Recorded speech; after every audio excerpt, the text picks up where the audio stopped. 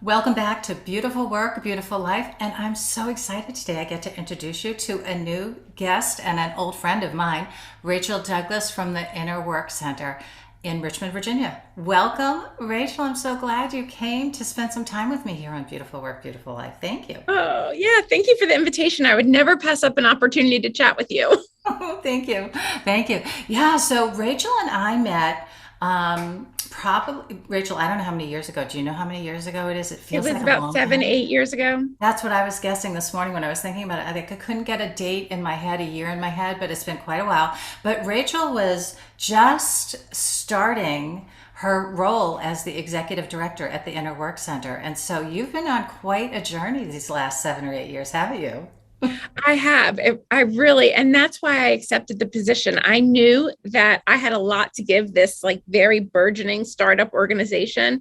And I knew from my very limited experience with them that they had a lot to give to me, a lot to teach me. And they have. It has. Yeah, it's been a very mutual and both ends receiving and giving a lot, right? Yeah, yeah. Yes. So beautiful. And the Inner Work Center has been around for quite some time, but I feel like when you came into the experience, they were really wanting to become a more established, accessible organization in Richmond, Virginia. And you've really done that, Rachel. So bravo to you. Well done. Oh, thank you. Thank you. Yeah, It's been the joy of my life. I mean, the yeah, honor of my life. Yeah, yeah. I was really amazed with this organization that had been run solely by volunteers for so long, Yeah. which is very rare to find in the nonprofit sector.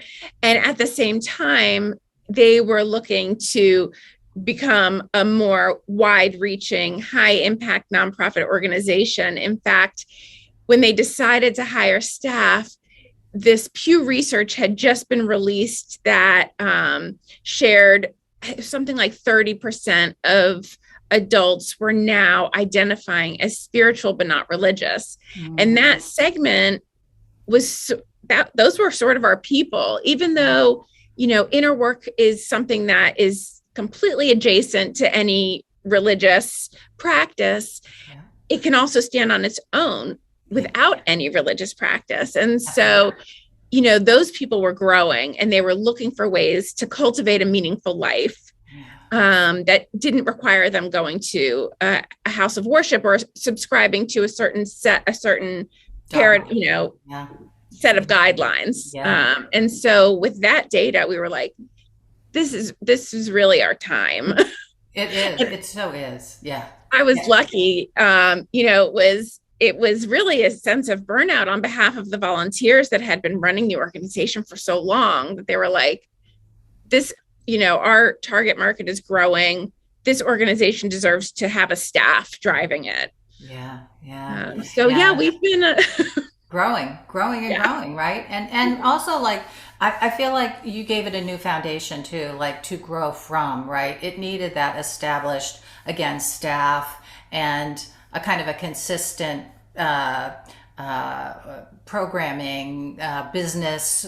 It had to become like a business, nonprofit business, right, to a certain extent. So yeah, yes. that's so it's and I do believe the timing was so beautiful. So I know on my journey, my journey of doing this inner work and being a part of organizations that have promoted this work and been it's been 25 or 30 years, but I truly believe that the past decade has been the time of such blossoming and also I feel like there's not a stigma. Like I know when I first talked about teaching Tai Chi, people kind of look at me like, and I wasn't sure whether they really want to talk about it. They really want to know. It sounded kind of weird.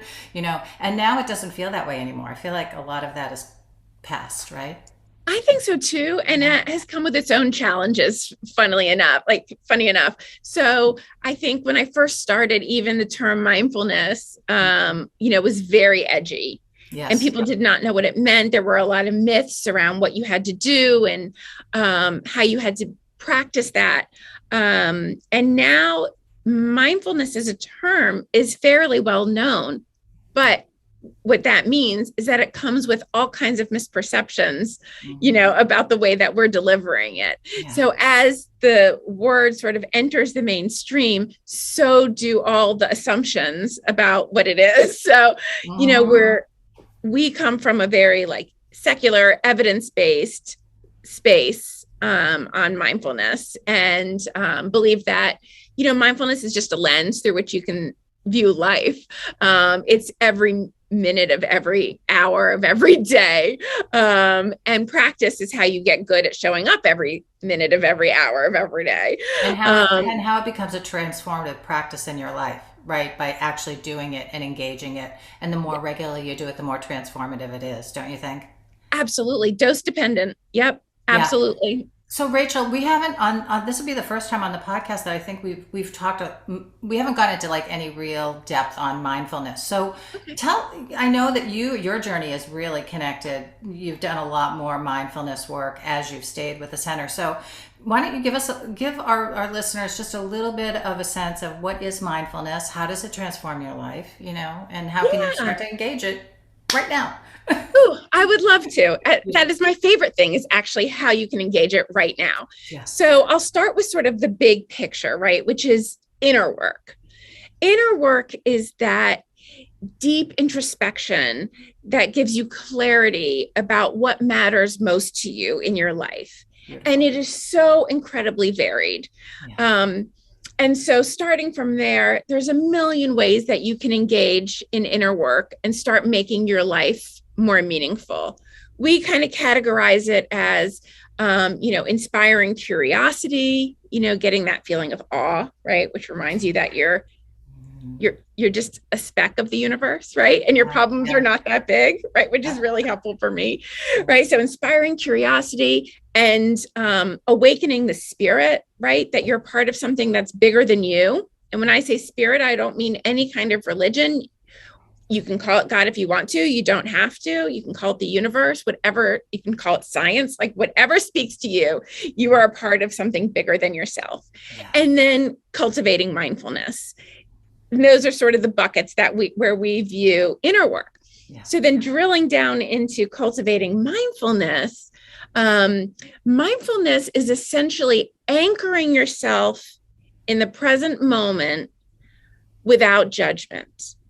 Or another way of saying that is with kindness. And that can be really hard for people. We have this very critical inner voice. And I guess that is just, like a natural thing that our brain does because it always wants to protect us. And so I know, I think that's true. And I also think we cultivate that through a lot of the social grooming that gets done. And unfortunately, the opposite's not cultivated as much, right? Yeah. Absolutely. Yeah. So really, how do you show up to this moment in your life with kindness? And that doesn't mean you don't plan for the future. People think, well, how am I supposed to be in the present moment all the time? And that's actually not necessary. It's not that you don't set intentions. It's that you practice being in the present moment so that when you're swept away by your thoughts, we live in River City. We live, right by the James River, which is this beautiful unbound river going through Richmond, for those of you who are not here locally. And I love this metaphor of our thoughts are like a rushing river, right? We have so many thoughts a day. We're usually not aware of the thoughts that are happening. And so mindfulness, you can think of it as a ladder to pull yourself out of those rushing thoughts and onto the banks so you can observe those thoughts. Beautiful. Right? Then you can decide, is that thought helpful or is it actually harmful, or is it just neither, but doesn't need to be happening right now? Yeah. Right? How do we make room for creativity? How do we make room for awe when we're ruminating on thoughts that we've had day after day after day, and sometimes year after year, right? And become habitual and not necessarily serving, at the highest level for yourself, right? And so it's an opportunity to start to clean out some of the clutter, right? Some of the clutter. And from there, that's when you see the impact of having a mindfulness practice on your life, right? When you have that spaciousness, that is where your power is. And choice, the power of choice, then choosing from there, right? Right. And that's what I call freedom. Mm-hmm. You know, just to take it into a personal level, one of the most powerful things that happened to me is that in that spaciousness is that I found forgiveness. I found forgiveness for myself, and I found forgiveness for people who have hurt me, and letting go of all of that. It really is transformative. It's not hyperbole. It is really on a day-to-day basis, a lightness that I hadn't had the opportunity to experience before.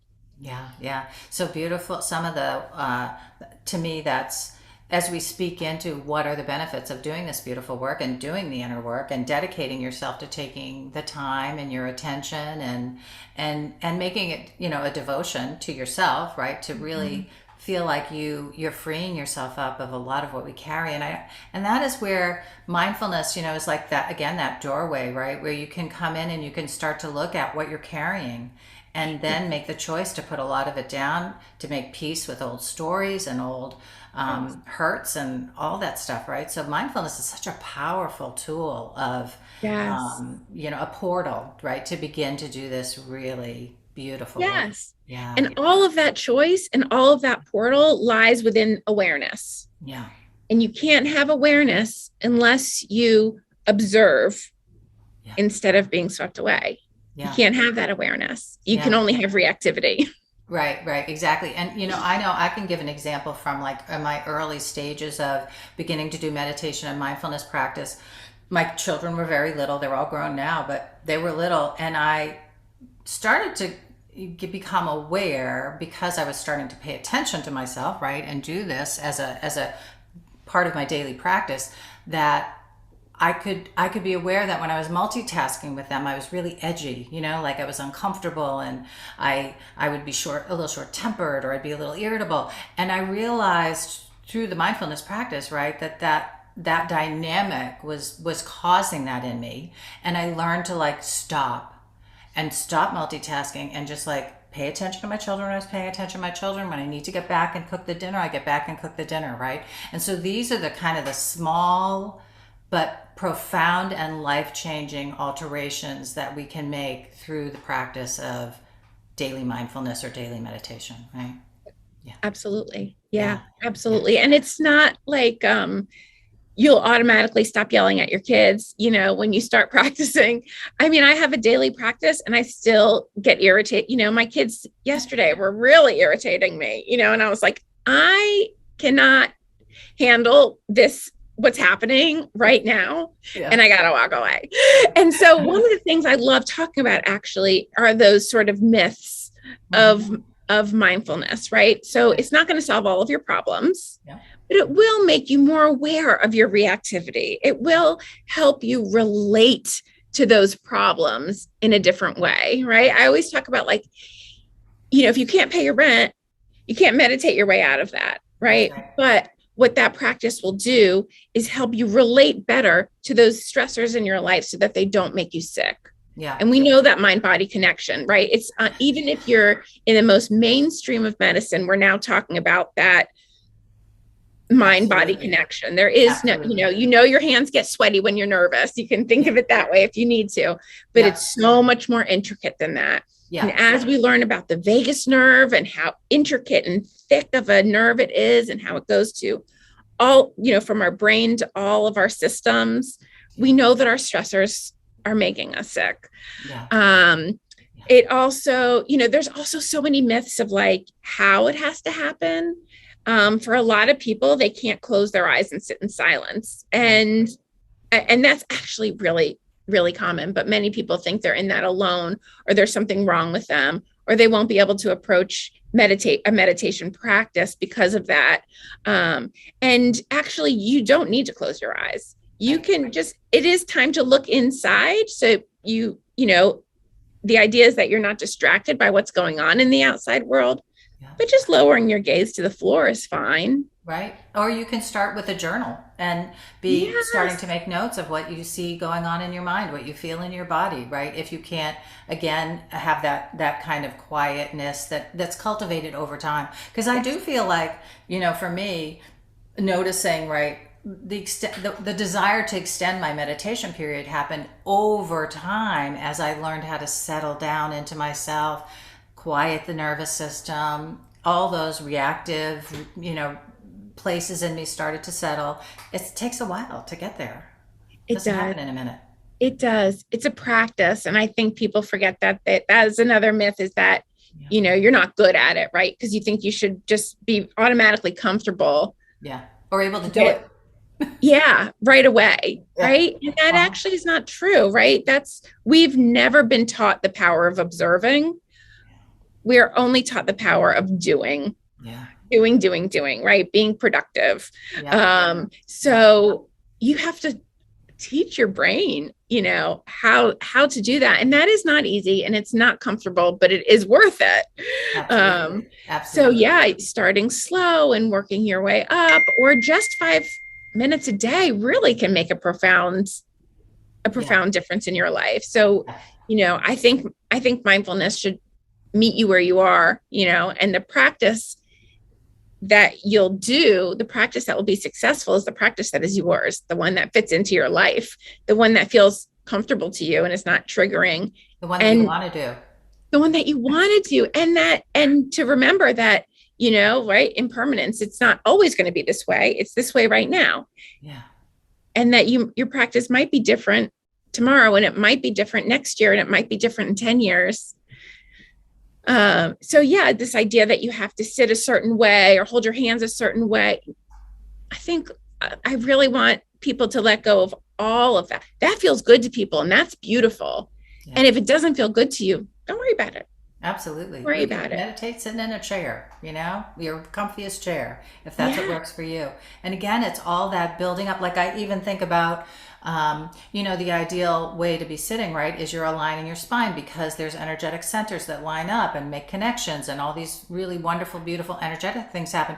Well, you know what? It's really hard to sit up straight in a chair if you haven't been doing that. You have to build up muscles, that allow your abs and your back muscles all have to start getting fit to be able to just sit up straight and relax like that, right? So yeah, 100%. all of it is a practice. Yeah, but so worth the effort, so Rachel, can you give a couple examples that come up for you in your life when you think about, doing this beautiful work, right? Over these 7 or 8 years of really diving in and doing so much, specific changes, right, that you attribute to the work. Yeah. Oh my gosh. Yes. I could talk for the whole hour on this. It has affected my life so profoundly in so many ways. So I talked about forgiveness, right, which was a very big thing that happened for me. I learned to be aware of my inner voice, which I thought was fine. It's not.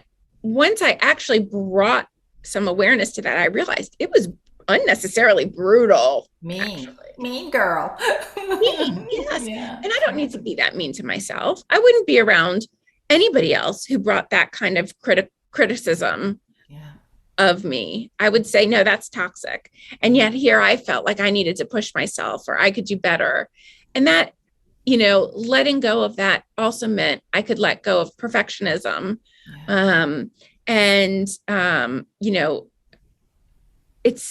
It relates to also forgiving myself, but it also relates to my resilience. Mm-hmm. I can overcome my obstacles better now. I can repair when I have conflict, not just with myself, but with other people, and all of that is very, very interrelated.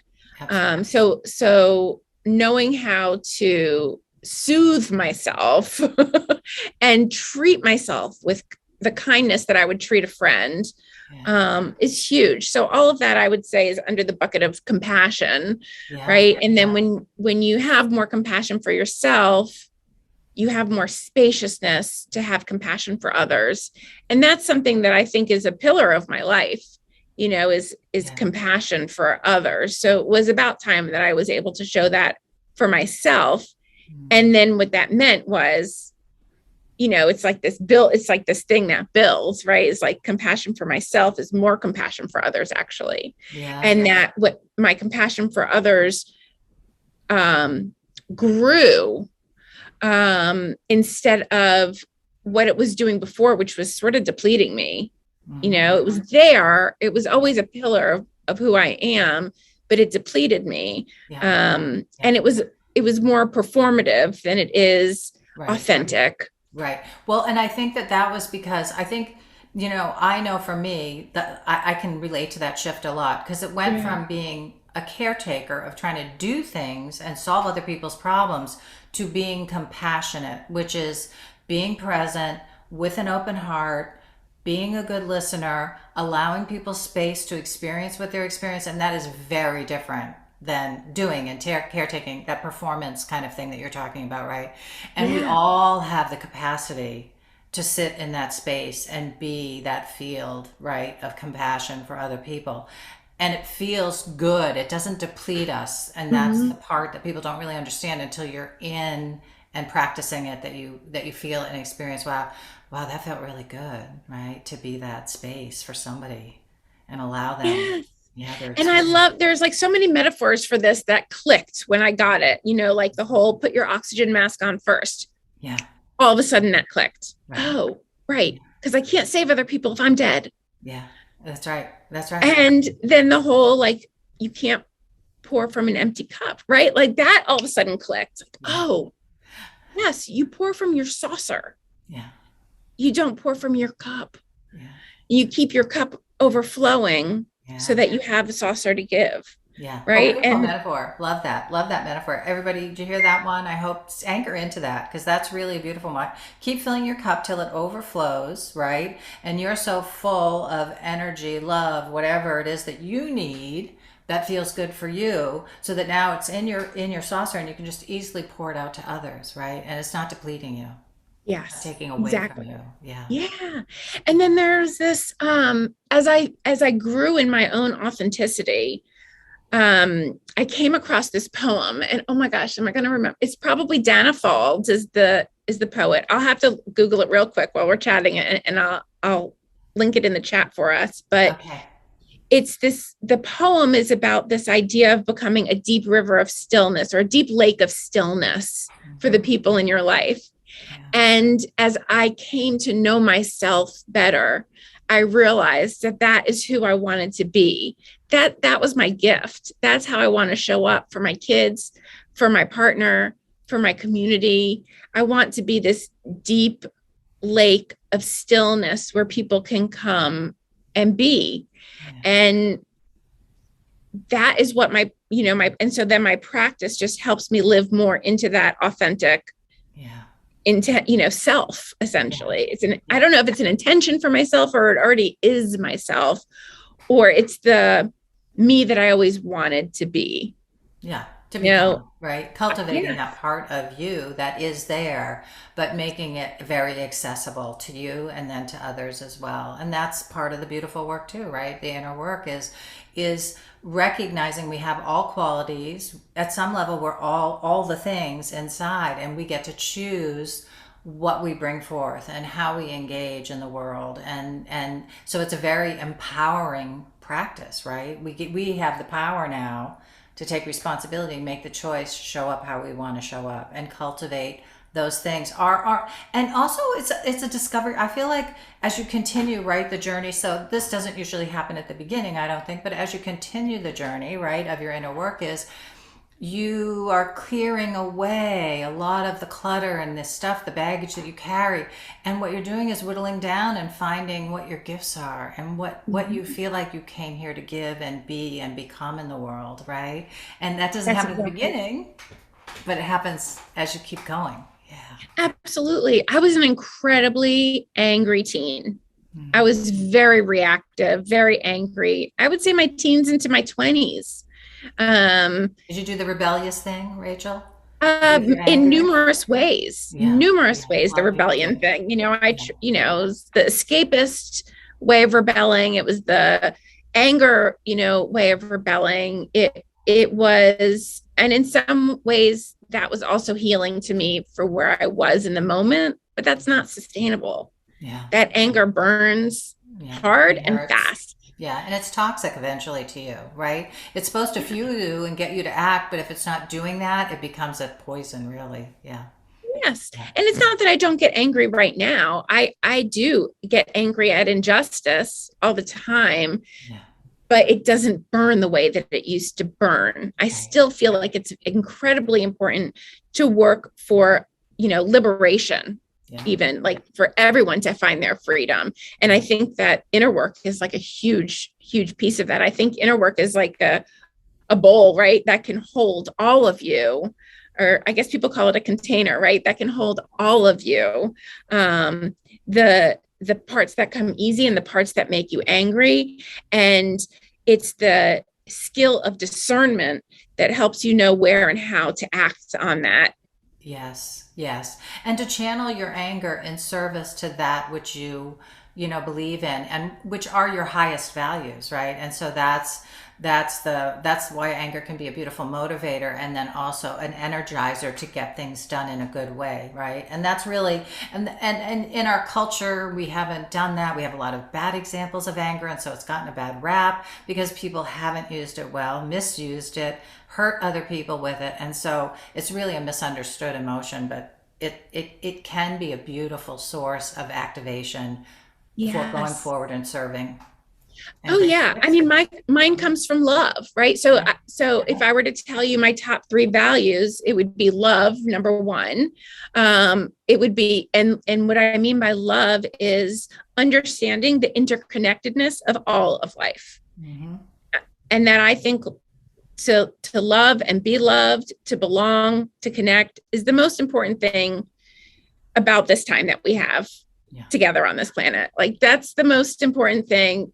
I'm not going to die saying I wish I would have bought one more thing on Amazon, right? When I look back on my life, and I do it often, if I died today, I am really pleased with my life and the way that I love and the way that I am loved. So I just want to make a point there, Rachel, because I feel like for me, what you just said was another huge benefit of doing inner work or beautiful work. And that is, it becomes a trajectory that you take and you do a lot of forgiveness work. You understand yourself better and you do the reflection and you have the reflection time to say to yourself, right, if I were to die tomorrow, I'm okay. I lived a good life. I'm, like you bring yourself to that place. And what a beautiful thing, right? Yes.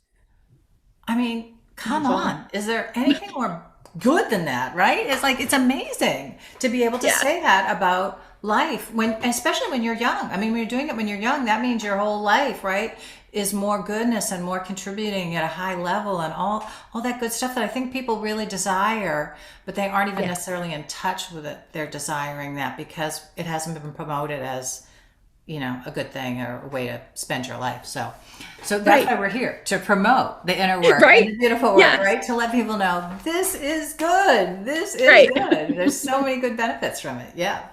You will never regret loving yourself and other people. That's right. That's right. And I have this great sweatshirt that I love. It says, love anyway.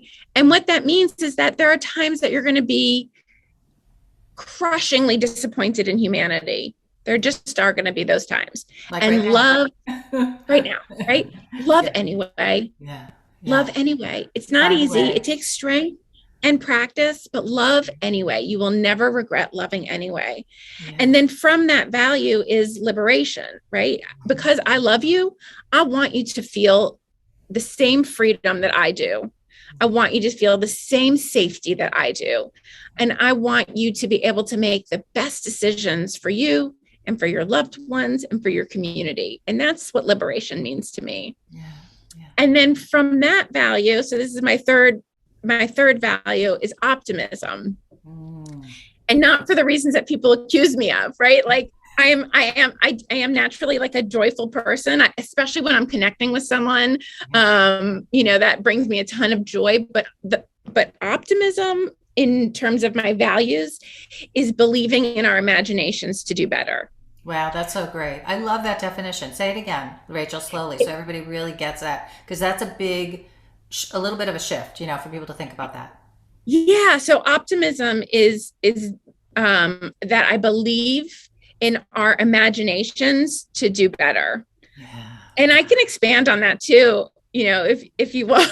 Yeah, give us at least a couple sentences, because I feel like that's a really rich way to consider optimism. I think a lot of people think, oh, just think positive thoughts and da da da da, and yeah, it can't become those things. It is those things too, but it, like, to think about why optimism is important and why it's important to cultivate it in your life and how it can be life changing. Like, now you gave a big reason for that.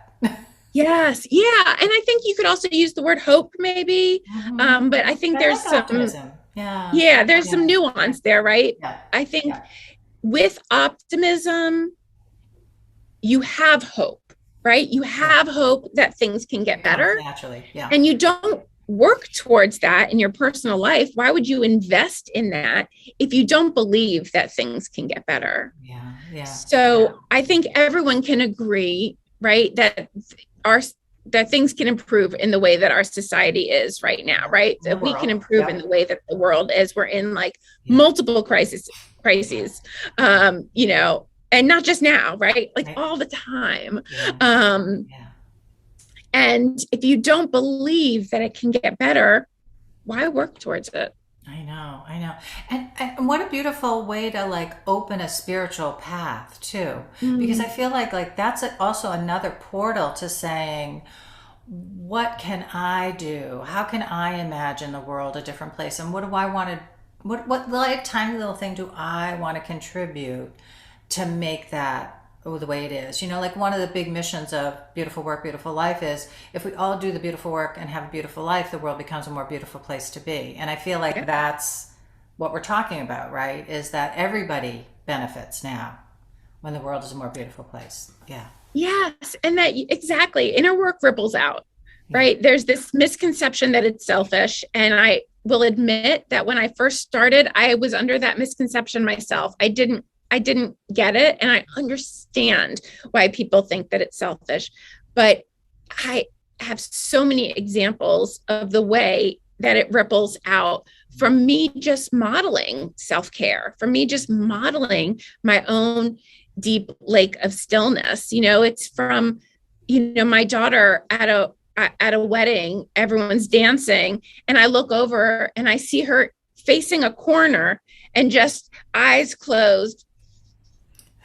She's overstimulated. Yeah. And she was And calming herself down. she calmed Yeah. herself, right? She was like 5 years old. She went into the corner and was like, Yeah. I just need, right.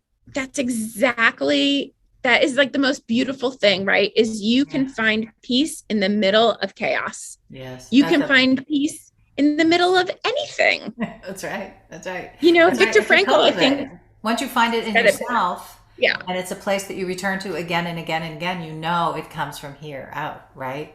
Yeah. Yes. And what And a it's beautiful come from, example. That story is like the perfect example of that. yes, I know. I mean, I can't tell you the joy it gave. It was so, these tools just came to me later in life. So to see my daughter and thinking about the way that this is going to save her from so much suffering, not that she doesn't suffer, Right. she does suffer. She actually has a lot of anxiety, which, we talk about in terms of like, you have brown hair and you have anxiety, and that there's no judgment on either of those things, Yeah. right? Like, Yeah. Right. but the fact that she has skills now to bring to that, and now she's about to turn 9 and is cultivating these great skills, just by knowing that they exist in the world, by seeing me practice, and the people that I bring around, Yeah. when they get frustrated, they can find their resilience, modeling that resilience Yeah. That's is beautiful. huge. Yeah. And then I remember my brother coming to me and saying, what are you doing? Like, what are you doing? Because you have changed so much over the last 10 years. How can I do that? And so those are just examples of rippling out in my own personal, like circle, Yeah. but it ripples out so much further than that, because then they ripple it out. That's right. It's just exponential. Yeah. Absolutely. The waves are endless. Beautiful, infinite waves Yes. going outward. I know. Mhm. So, Rachel, I know you guys, I want to make sure we talk about the Inner Work Center a little bit before we hop Yeah. off. And I know that there's always great programs going on at the Inner Work Center. Let's talk a little bit about it and share. So, if you live in the Richmond area, Yeah. you have a beautiful resource right here at your very fingertips, and Rachel can share a little bit, like what's an example, right? What's going on right now? Yeah, Yeah. So right now it's March 2022 because we know this podcast will be timeless. So I'll just absolutely. that these are the programs that are happening right now. And it's all aspects of inner work. It's the cultivating mindfulness, yes, but it's also the inspiring creativity, and that Grief spirit. journey, spirituality and mindfulness. You've got soul collage, which looks like a beautiful, maybe vision boarding using Yes. soul work. Yeah, Yep, exactly. Where beautiful. you put together an image and you ask your image these, the facilitator guides you. It's Mhm. she's amazing. The class is amazing, and the Mhm. card speaks to you, right? Well, Yeah, the card yeah, doesn't speak to you. You speak by using the card as a vehicle. yeah. Um, Beautiful. and it's something that you wouldn't normally do in your everyday life. So Mhm. what's really cool about it is that you get this new perspective into your own Yeah, life, right? All the questions come from you, all the answers come from you, which yeah, means that they are authentic. yeah, yeah. We this mindfulness based stress reduction, that is, sort of the preeminent mindfulness curriculum in this country. When you think about Mhm. it, it's the one that's very evidence based. It's out of Yeah, UMass Medical School. It has been proven over and over again. So a lot of people need that to be able to take it's 8 Tuesdays. yeah, So yeah, if you're going to give that much time to a class, you want to know this is something that's going to work. And time again, this is shown, yeah. to work. Absolutely. Oh God. Well, We, I go back to the beginning of my journey. That was 30 years ago. And John yeah, Kabat-Zinn had just opened the Mindfulness Center. I was living in Massachusetts, so I knew all about it, right? yeah, And that's 30 years later of collecting data, doing research, moving the whole practice forward, right? So yeah, tons of proof that this works. You yes, don't need to yeah, question whether it works. absolutely. It works. Yeah. And then you'll see we have this symbol means that it's a Zoom class. This symbol means that it's in person, which we're starting to tiptoe back into, which is just such a beautiful thing. Yeah, We yeah, have it's this good. amazing documentary series on dementia, multiple types of dementia, and this is the actual, Jacqueline Pogue is like worked with the filmmakers directly. So Oh, such an yeah. amazing opportunity to be with the people that are producing the film. Mhm. Um, So this cool. is this is I love this example. Inner workers, the culture is watching you. This is a beautiful way of demonstrating how inner work intersects with everything, Yeah. right? And that what we're doing with inner work is that we're creating the conditions for wisdom and compassion to exist. Hmm. That's why we do the inner work, Right. right? We're Right. creating the conditions. And I don't know if you've ever seen Ted Lasso. Oh yeah. Love it. You've Love seen it. it, yeah. Yeah, I think everybody I know is watch it and loves it. I don't know anyone that hasn't loved it. Yeah.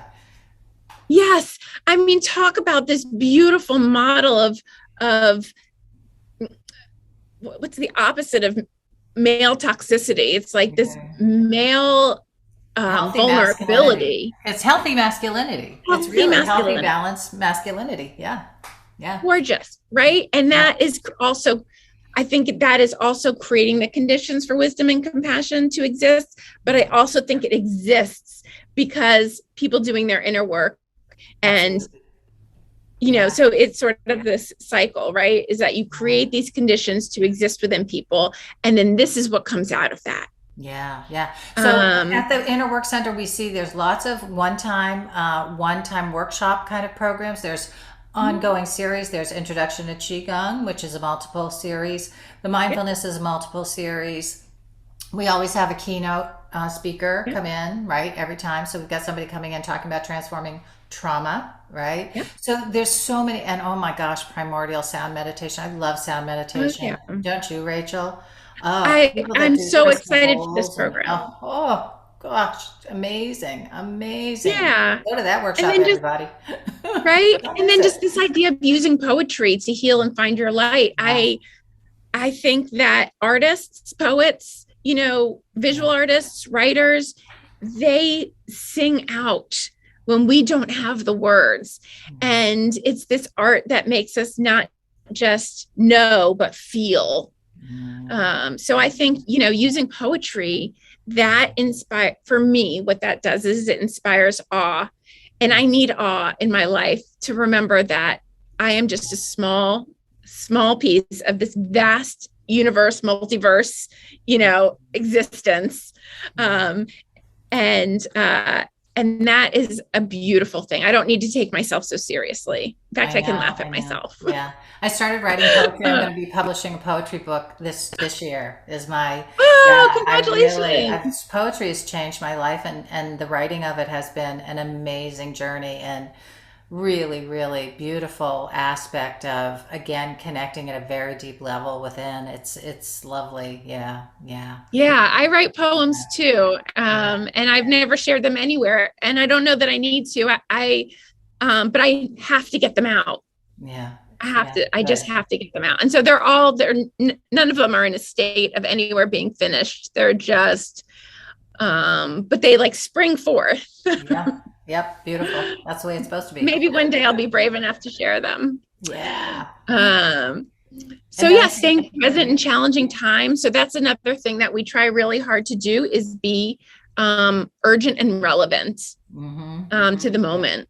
So Yeah. there's a lot in here on healing. Yeah, yeah. Um, Right. So again, this is March 2020 when we're recording. This will be coming out probably April of May of this year. And, having gone through the 2 years of COVID and now, the yes, upheaval in Ukraine and Russia and all the yeah, political, craziness that's gone on and pain that everybody's experienced through the political world, we have a lot of grief and trauma work to be doing in the world right now for sure. Yeah. Yeah.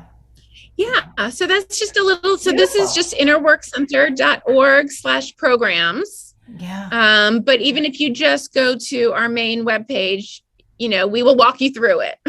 Yep, yep. Easy, beautiful new website to navigate through all the offerings there. And offerings are updated twice, 3 times a year. How many scheduled We're doing programs? it 4 times a year Four times a now. year, 4 times a year. Yeah. So seasonal programming, yeah. So you can look, and again, a variety of things. So you've got one-time workshops, you've got speaking events, and you've got series going on.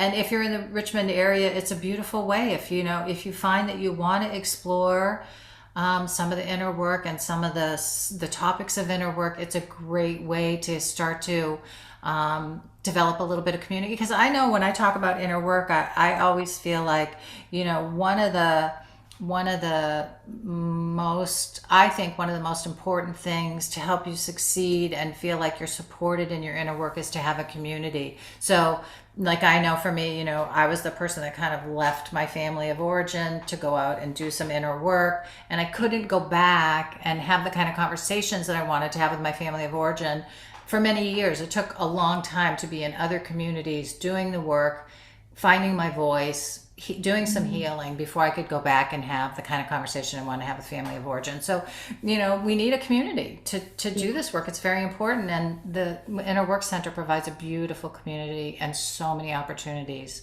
for that work to get done. So, Exactly. Rachel, thank you for your contribution to the Inner Work Center and all the beautiful work that you've done to make your life Oh, beautiful and ripple it out there more and more and more.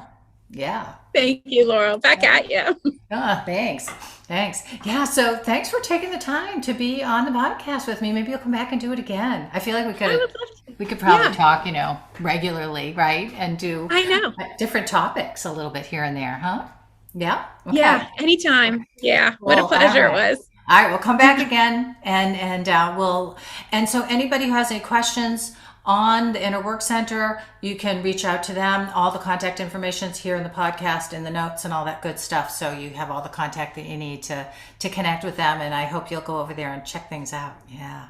Thank you, Rachel. Thanks for your time Thanks, today. Laurel. Loved it. Come Bye. back again. Okay. Bye for now.